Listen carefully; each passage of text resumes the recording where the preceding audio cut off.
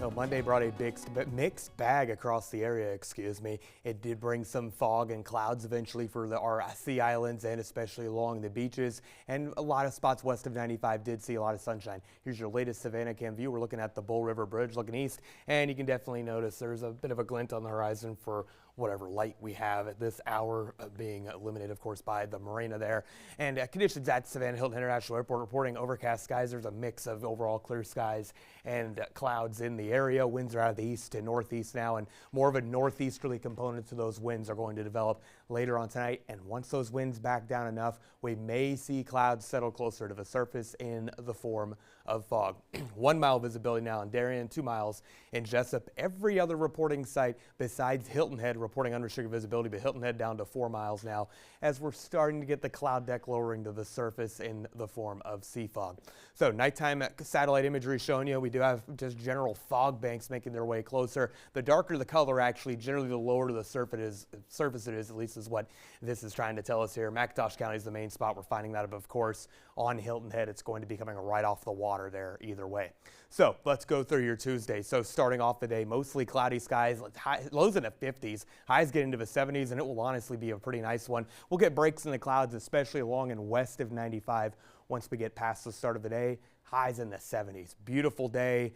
Sea Islands may not be quite as lucky with highs only in the 60s for a lot of the area. And a pretty nice evening too. Cool, but not too cold. Getting into the 50s pretty quick. Mostly clear skies.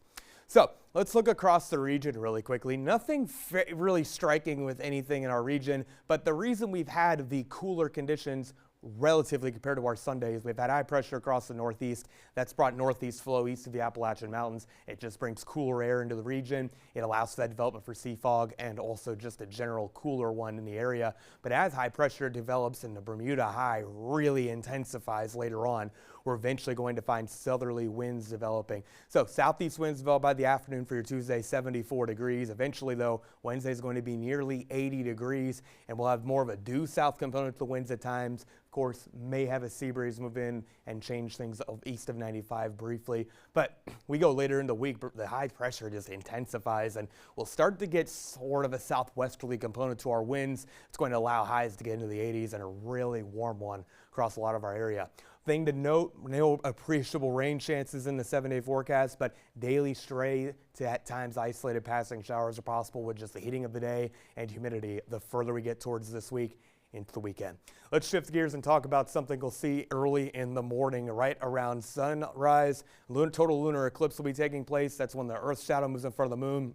Only that red glow shines. Unique thing about it, it's happening during moonset and around sunrise, so just a little something different about it. Quick look at tonight, 52 degrees, coastal fog, and even for southern portions of the coastal empire, we'll have that fog concern. More clouds than sun to start the day on Tuesday, rather. A few stray, very spotty showers possible. Otherwise, we're going to be looking at a lot of sunshine and warmer conditions. On our local waters, 10 to 15 knot winds and 2 to 4 foot seas are expected out of the northeast. They eventually develop into a southeasterly component. Into our extended forecast, again, more warmth and humidity into the extended. Highs in the 80s for several days on end, Ben. Several days on end. Yes, sir. All right, we can take that. Thank you so much. We appreciate it. Well, Reverend Jesse